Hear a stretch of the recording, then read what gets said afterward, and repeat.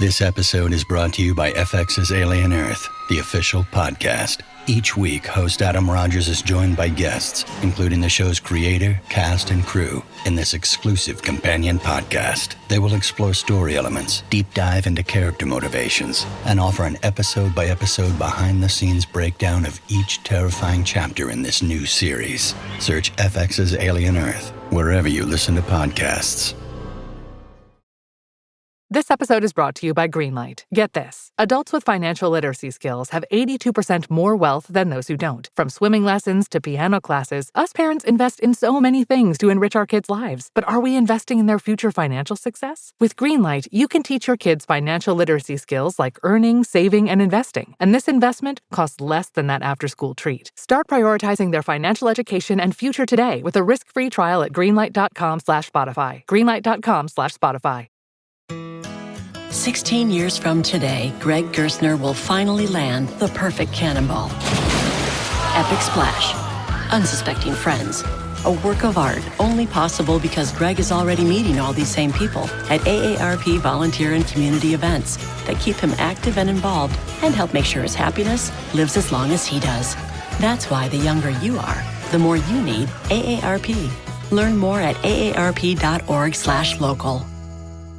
This podcast is part of the Robots Radio Rocket Club, a program designed to help all podcasts reach their full potential. For information about joining the Robots Radio Rocket Club, check out robotsradio.net.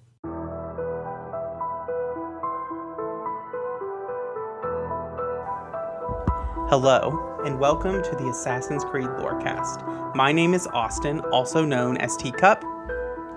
And my name is Shelby, also known as She-Cup. Join us as we embark on unraveling all of your favorite mysteries from the Assassin's Creed universe. From Assassins to Templars to the mysterious Isu and more. We will seek to uncover it all, so join us and maybe even take a leap of faith. Hello and welcome to the Assassin's Creed Lorecast. My name is Shelby, or you can call me She-Cup. And I'm here with my co-host, Austin, and I will let him introduce himself. So I am Austin, also known as Teacup, and I am your other host for this podcast. Welcome. Yeah, welcome. We're so excited to be doing this podcast. If this is the first time you're joining us, welcome. And if it's not the first time you're joining us, welcome back. So we've been talking about... We've been talking about some historical events, right, Austin? Yeah, so the series is called Assassins versus Templars, and it's different conflicts that have circled around the Assassins and Templars, and ones that I think are significant to where we are in the present timeline with the Assassin-Templar conflict. Yeah, so we've talked about some major stuff like the Spanish Inquisition and different wars and a lot of like violent conflicts between different countries. But we're doing something different today, right? Yeah, something rather different. Kind of like, so in the previous, we'd been talking about different kind of like expansions or wars, like the Mongol Empire, the 100 Years' War, other conflicts such as those, like the slave rebellions, and even the Spanish Inquisition, which isn't really kind of like a conflict between other nations. It's something internal. And that's kind of where we're at with this. But today is something that is small in scale, but large in implications. And so that is the Salem Witch Trials. A really important moment in history. Yes. So for just an overview, for those of you who don't know, the Salem Witch Trials were a series of different trials and hearings that happened in Massachusetts around the later years of the 17th century. That's 1600s. So before the colonies were the United States of America, before the Revolutionary War, even before the French and Indian War. And so these hearings are where these people were accused of witchcraft, and these trials resulted in the execution of 20 people. Now, if you grew up in the States, in the United States, you might have read a little play called The Crucible. Shelby, did you read The Crucible? I was supposed to. Were you supposed to read The Crucible? I was supposed to. I think that I fell asleep or was working instead. I always say that there's a difference between what you actually read and what you were assigned to read. At least that was my school experience. But yeah, so The Crucible is obviously about the Salem Witch Trials, which obviously take place in Salem, Massachusetts. And so kind of what starts this is that in February of 1692, a young girl named Dorothy Osborne inexplicably became sick in Salem with an illness no one could explain, having extremely disturbing symptoms. This situation attracted the attention of the Templars, specifically Samuel Parris, who believed that the illness may be the result of an exposure to an unidentified piece of Eden. So just kind of like a background to understand like why this would be such a big deal. So right now, Massachusetts is a colony that's mainly controlled by a group that's called the Puritans, which are Protestant Christians, mainly dissenters from the Church of England, who don't think that the Church of England is strict enough, is a good way to put it. And so they have a very strict kind of moral code and code of ethics and behaviors.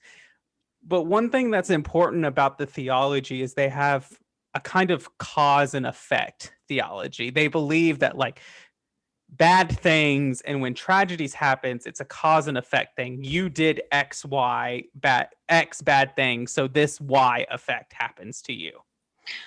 Right. And so like if you hear today people on talk radio and television saying like, oh, this hurricane was because of this group of people, that is left over from the Puritans. So like this stuff totally, absolutely still affects us today in 2022. Right. And so when this illness happens that no one can explain, the logical conclusion that this group of people with their thinking come to is like, oh, something malicious must be coming through. There must be some work of the devil or witchcraft, which they might come to that. And so Paris, when he gets it kind of wind of this, Templars love to manipulate superstition. It's one of their big MOs that they do. They manipulate superstition and kind of these beliefs of the people that they're trying to control them.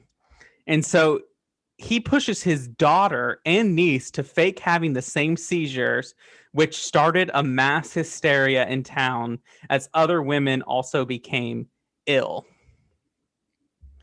And so kind of like, if we want to talk about realistically, probably this young girl who had this illness probably had something that was just like seizures just happened, whether it's something like epilepsy or another kind of just other thing that they couldn't just explain away by saying, oh, well, you drank some bad water and this is why you're sick. I think it totally tracks that Templars would do anything they can to capitalize on like societal unrest.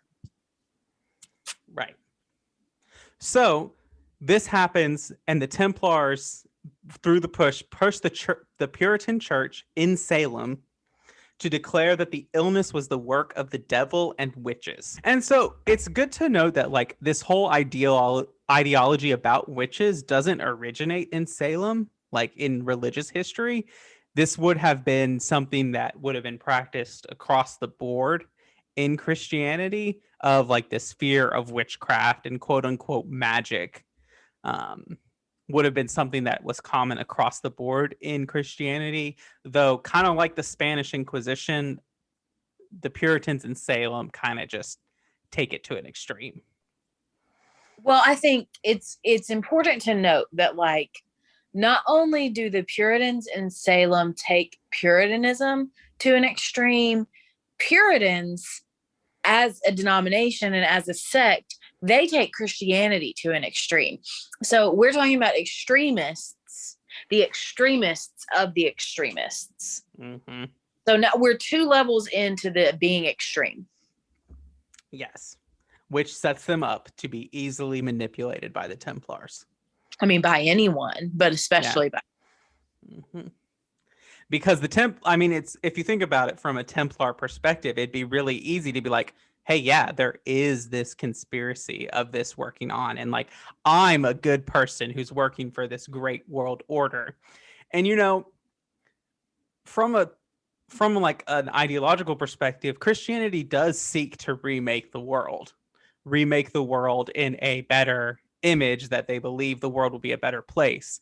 That's very easy for the Templars to grab a hold of and manipulate and say, we have the answer to make that world that you're trying to. Yes, but the Templars are not doing what real Christians would. Like, they're not actually Christians. They just, again, they capitalize on the imagery and the aesthetics and even the membership into Christianity to achieve their point.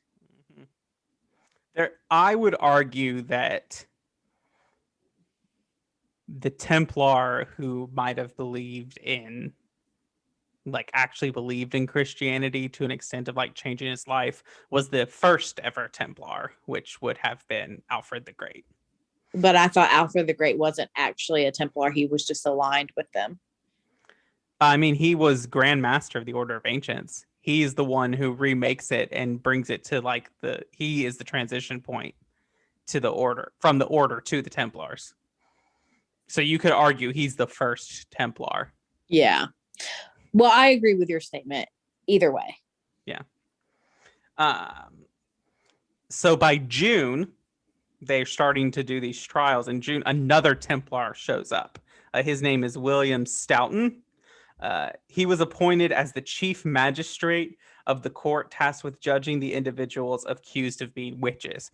So this is actual history. So the Puritan headquarters, like the people who are in charge of the denomination, they're located in Boston. And that's kind of their hub where they operate. They hear about what's going on in Salem and they decide, okay, we need someone who is outside of this to come and tell us what's going on. And so they do send kind of judges from outside the Salem community to come and figure out what's going on. It just so happens that the Templars in Boston also capitalize on this. And so it's important to note, when we intercount the American, like in the colonial assassin Brotherhood, we see it at 2 points. We see it right at its fall and after. So that's in Assassin's Creed Rogue and Assassin's Creed 3. There is no Assassin Brotherhood when we get there in 3. It is literally just an old man and Connor Kenway. In Rogue, it's more established, but the whole purpose of that game is that you basically undo it.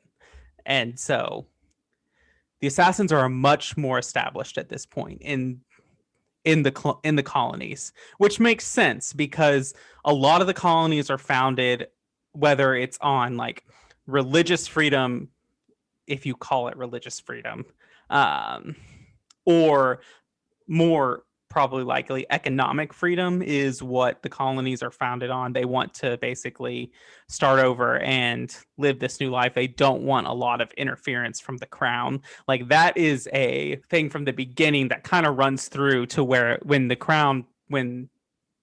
throne of England basically says, okay, now we're going to interfere, the colonies are like, well, you haven't been, and we're not going to stand for it. Right. And so it makes sense that the assassins could latch on to that, not only with that kind of allied with the indigenous people of the Americas and their ideologies meshing well with the assassin ideology already. So having the fact that not only are the white settlers bringing assassins, but they're getting a bunch of recruits and establishments with the Native American tribes. The Assassins Brotherhood is a pretty strong force in the colonies at this point. So, sorry, go ahead. No, you go ahead. I was just going to say, I think that makes sense with their ideologies, like not even necessarily like the indigenous tribes, but just with the American colonial ideology at that time, like you said, is so much about independence from England specifically. I think it makes total sense that that the assassins would have be able to wedge themselves in that, and also knowing that like the assassins never really have a stronghold in England. They're never really an English group. No. No, not really at all. And that kind of like goes back to the very beginning, whether you know, the Order of Ancients, while, you know, kind of gets its origins in Persia, it doesn't really get its real power until it becomes in Rome. And the hidden ones are from Egypt and then to the rest of the Middle East. So it actually is kind of from the very beginning, with the Knights Templar having a lot of origins in Europe and in England, and then the assassins coming up from the Holy Land and all of that. Still things like Templars are English and European, assassins are not.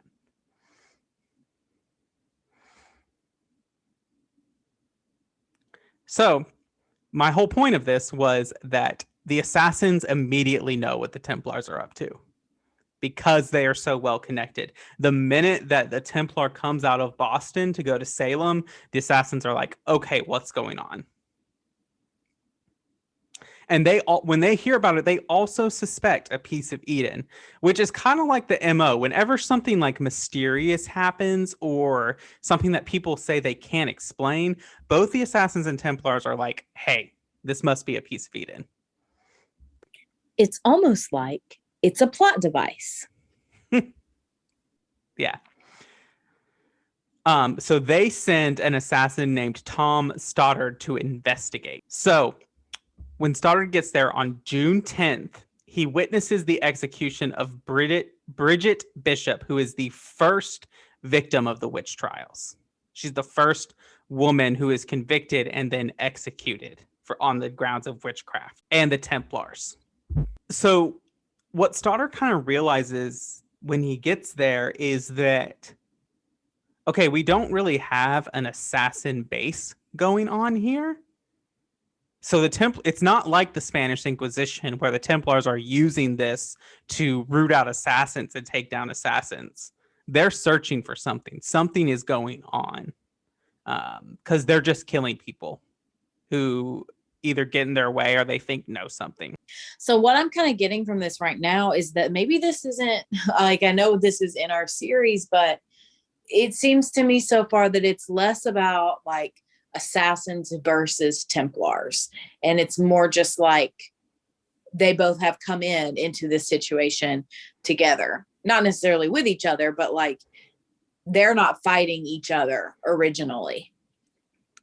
Correct. They are, but they're not there to like gain control of a country or win a war or put someone on a throne. They're there to find out what's going on. And this is a big point of like both the colonial kind of period and the age of imperialism out of Europe. It kind of is less about establishing power, and it's more about the race for the piece of Eden. That like who can get to the piece of Eden first. The Templars don't really care about eradicating the assassins as long as they can get the piece of Eden before the assassins do. And I think this also comes back to that both of them have tried to eradicate their orders and they still pop up. So I think at this point there's an ideology of like, well, we're always going to have to deal with them. Let's just be better than them. But do you think that like they think either of them think that if we can just get all of the pieces of Eden, then we can eradicate the other group? Yes, I would assume that, especially the Templars, because they believe if they can control these Isu artifacts, they can establish their new world order. And then the assassins won't matter. Right. So there is an assassin that was already hiding out in Salem, but it was more just like keep an eye out. She is a nurse, and her name is Jennifer Query. And so Stoddard kind of relies on her help to kind of get in and figure out what's kind of going on. And so with her help, Stoddard gets into the kind of Templar prison where they're holding all these people accused of witchcraft to discover if one of them had a clue on the location of a piece of Eden. So the two assassins found the prisoner, and they found Dorothy. This is the first person who had gone ill, who told them that she knew where the artifact was, But they later discovered that there is no piece of Eden, there is no artifact, and that this young girl was one with special psychic abilities. Okay, this is interesting. Can we back up a little bit? Uh-huh. So this nurse, Jennifer, Mm-hmm. this is interesting historically, because like at this time period, it would have been really uncommon for women to be nurses. At least outside of their own homes and their own like families. So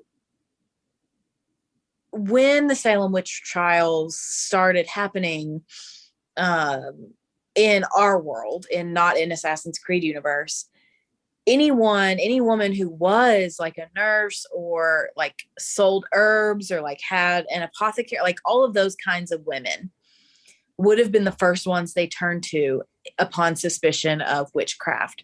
So my question about Assassin's Creed is that there's this assassin, her name's Jennifer.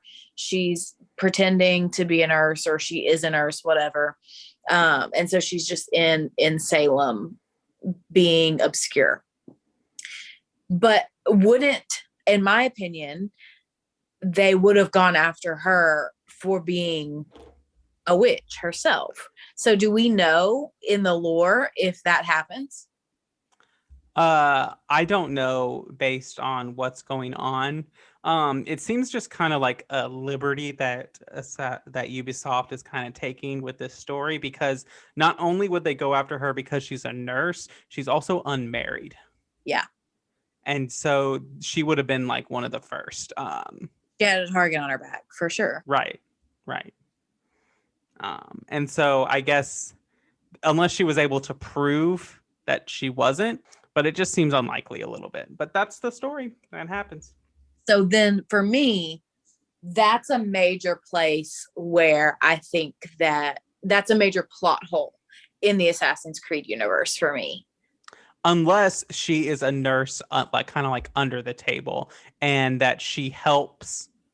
There's enough pull with the people that she helps, whether they be sort of like the slaves that the Puritans hold, or, you know, the various women around the town, like helping with sick children. If she's established a rapport, the women of the community might protect her. I doubt it, because part of the Salem Witch Trials also is that people were turning on each other, even families, like mothers and daughters turning on each other to save themselves. So why would they do, if they're willing to turn on their mother or their daughter, why would they protect some random person from the community? I don't know. I'm just trying to explain a plot hole. No, that's fair. I'm just saying, I think this is a place where there is a plot hole. Well, and part of it might just be like wanting to like give a retelling of putting women in more prominent roles when you're not really thinking about, would this be historically likely? And Assassin's Creed is historical fiction. Like, it's not 100% historically accurate to the time. And I'm going to talk about later, when we talk about the legacy, I think this is a bad interpretation of this time. Okay, well, I will eagerly anticipate the rest. Yeah. Let's go to the break. Okay, let's do it. All right, welcome to our break, our midsection. This is where we talk about all things that have to do with the podcast, but not the lore. So this is where I tell you to join our Discord servers.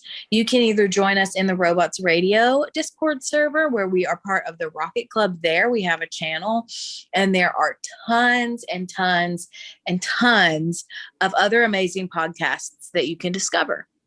Or you can join us on the Cups podcast server, which is our server. And that's the home of this show, the Dragon Age Lorecast, and Austin or Teacup's other podcast that he does with Ben of Temeria. And that's called Holocron Histories, a Star Wars podcast comparing canon and legends.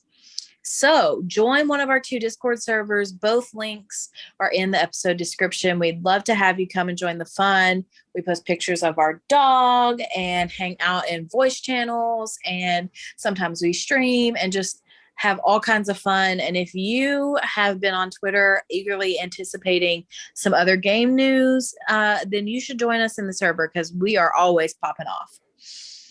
So another great way to support us is to like, rate, and review our show. Reviews are like really the number one way to tell other people that our podcast is awesome. You can give us a rating on Spotify with numbers out of 5 stars, and you can give us a rating and a review on iTunes or Apple with 5 stars and words. And so if you do leave us a review with words, we will read it on the show. And I do think we have one to read today. Is that right, Austin? We do. So this review comes from Gar Binks. It says, nothing is true. 5 stars. I've been a fan of Assassin's Creed since Assassin's Creed 2, and I am still trying to finish them all. Thank you for expanding my knowledge of the Assassin's Creed lore. Well, thank you for listening, and thank you for the review. Yes, thank you, Gar Binks, for that awesome review. We're super thankful. So, is there anything else we need to talk about in the break, Austin? I don't think so. All right, let's get back to it. All right.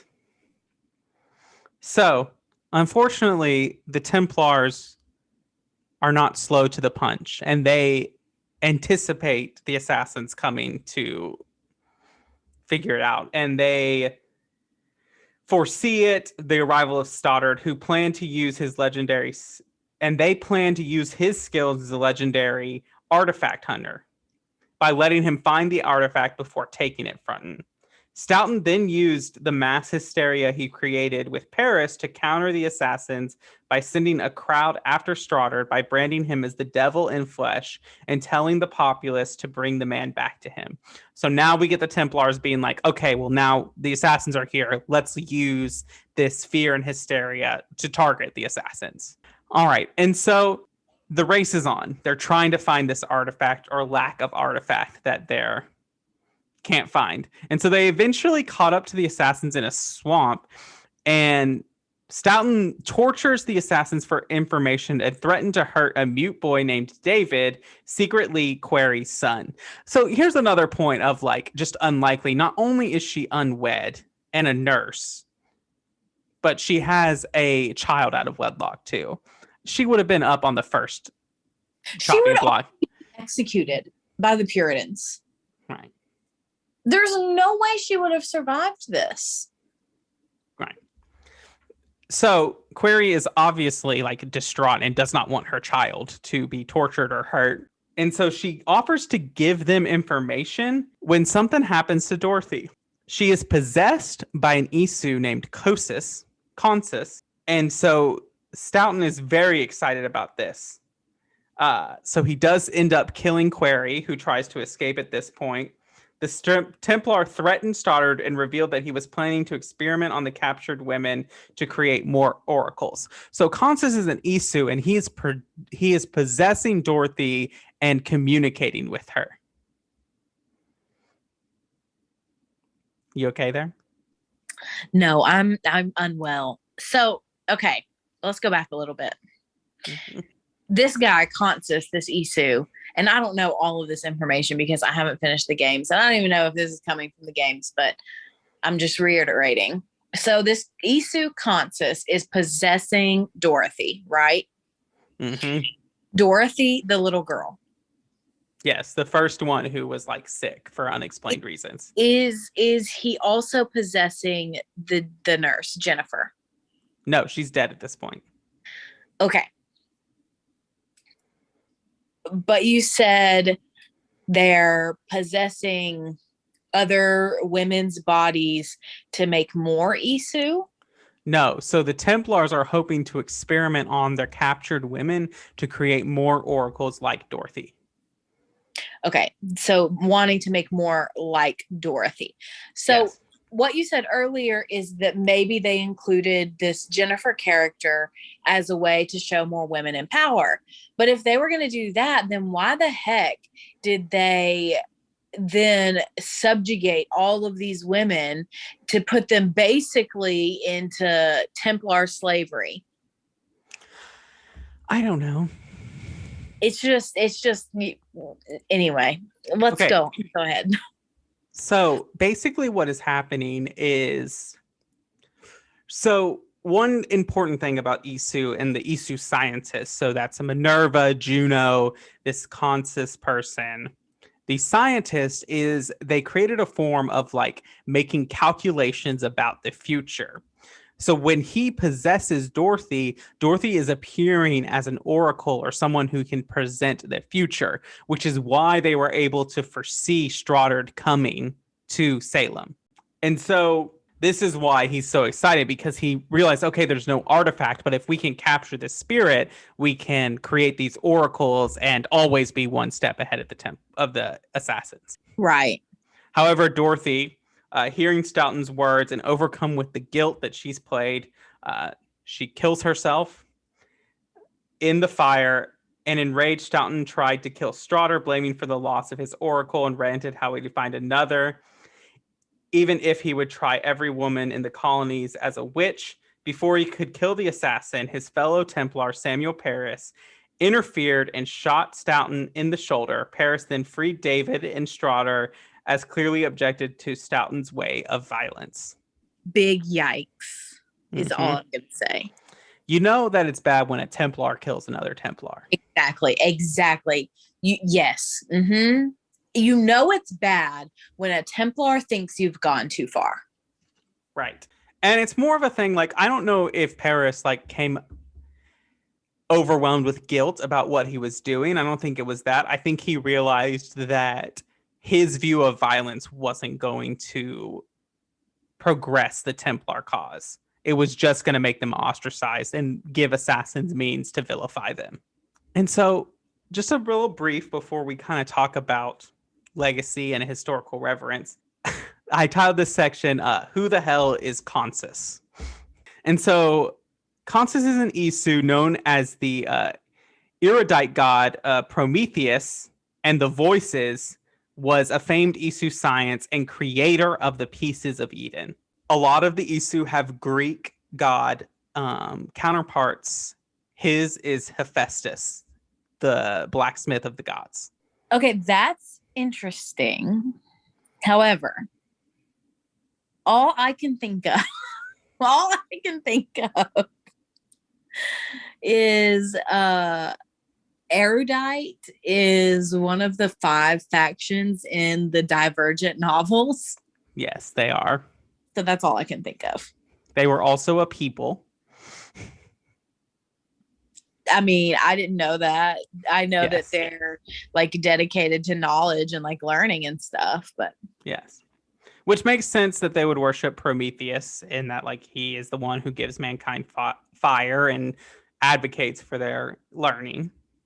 And so he develops something called the Shroud of Eden, which we talk about in other games, which is like this super duper strong healing artifact. It's rumored that the cloth that they wrap Jesus in is a Shroud of Eden, which, take that for what you will. I think that's a little offensive. I take it for what you will. I'm just going to say I think that's a little offensive to Christians. Right. And so while a shroud was active, he was able to communicate with people outside of time, which isn't unknown. Like, a lot of Isu do this, and given the history we know with the Animus, communication across the time stream is not uncommon in the Assassin's Creed universe. And it's also theorized that he's able to communicate via people with high precursor DNA. Maybe Dorothy had this precursor DNA in her, maybe she didn't. But I want to talk about how I think this is a bad interpretation of a historical event. And I just want to say, like, I think that this takes away the historical significance of the Salem Witch Trial by making it about this kind of conspiracy theory, like this piece of Eden. I think takes away from the moment in time on how religious extremism can just overtake a community. And like, that's the thing about the Salem Witch Trials, is that it just gets out of hand, and there's not one person who's trying to manipulate it. It's this kind of group think that's going on, that fear and everything compound to the point that like the priest and preachers in Boston come into Salem and are just like, we have no idea how to control this. And so I think to make it about this Templar and assassin thing takes away from that and takes away from the lesson and the historical importance of how religious extremism can sneak into a community and take over. I really agree with that. And for me, okay, bear with me a little bit because this may seem a little bit out of left field, but I'll circle it back. For me, this really strikes me as lore that was written in a time when we were much more optimistic about the state of the world. And so for me, I think back to when President Obama was like first elected in the United States. And in that time period, there was a lot of optimism for like the future of our country. We had just elected our first Black president, and he was young too. And so there was a lot of hope for that and for his presidency in that time period. And we very much looked at the world as a place of opportunity. We looked at our country as a place of anything can happen. The best is yet to come. And when we do the same thing today, when we look at our country and our world, I think we're in a totally opposite place. We are in a really terrible place where extremism of a lot of different kinds is erupting. Similar, not the exact same, of course, as the Salem Witch Trials, but I think there are some similarities there. And I think there absolutely is the potential for extremism to overtake us here and now in the United States in 2022.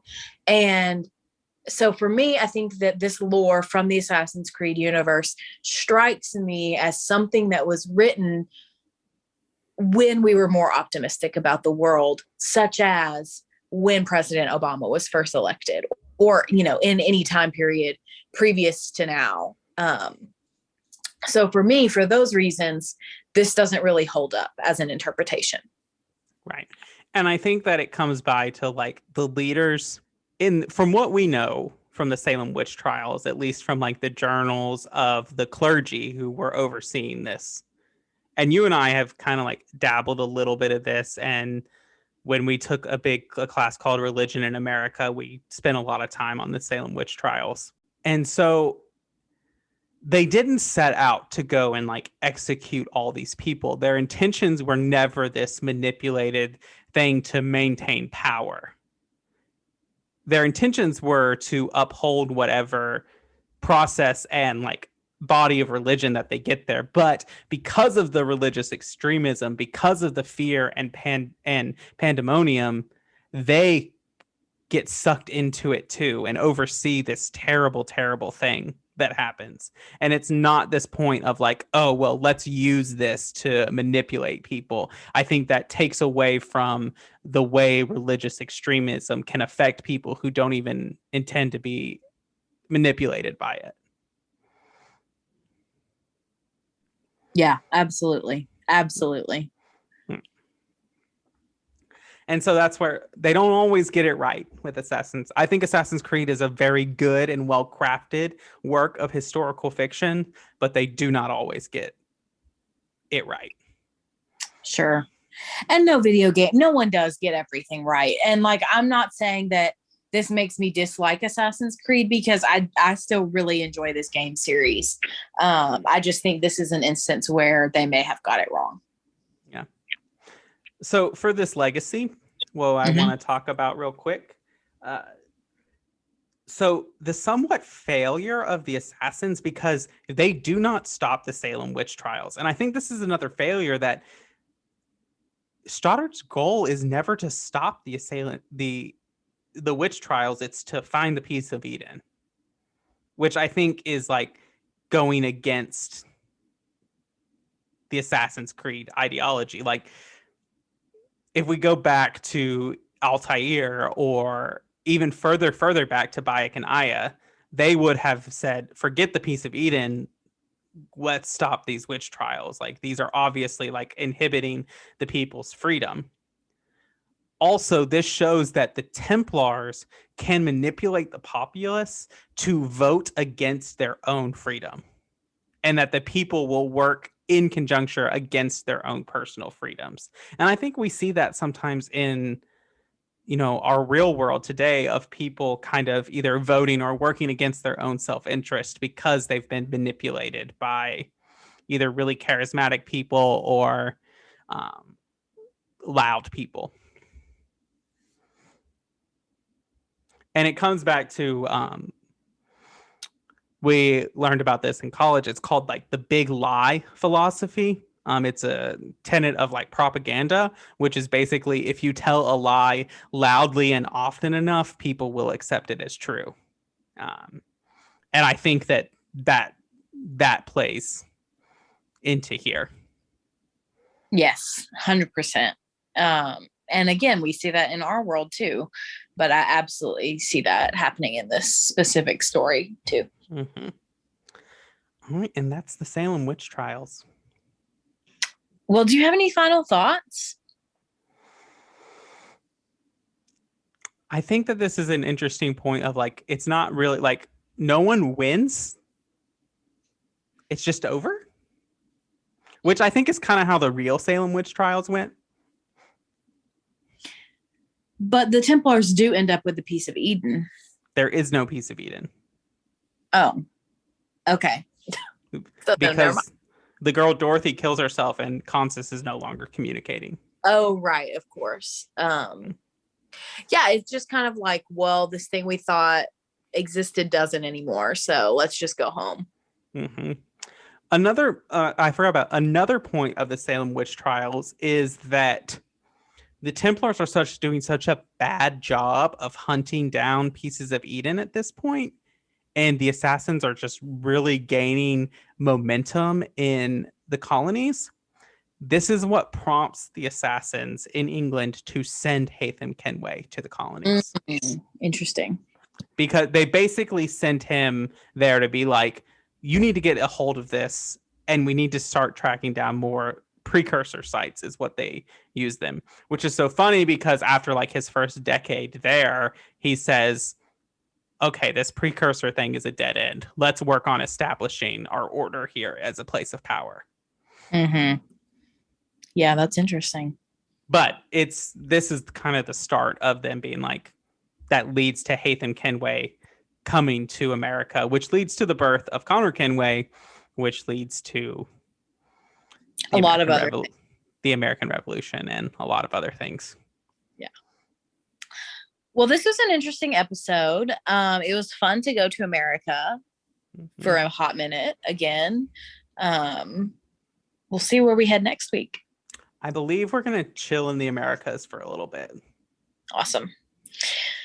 All right, Austin, unless you have anything else, I think we're good to wrap it up. Yeah, that's all I got. All right. Well, we'll see you next time on the Assassin's Creed Lorecast. Thanks for listening to the Assassin's Creed Lorecast. You can find us on Twitter at Assassin's Creed Lorecast, or you could talk to us on Discord in the Robots Radio Discord or our personal Discord server, both links found in this episode's descriptions. Thank you for listening, and always stay to the shadows to serve the light, Assassins.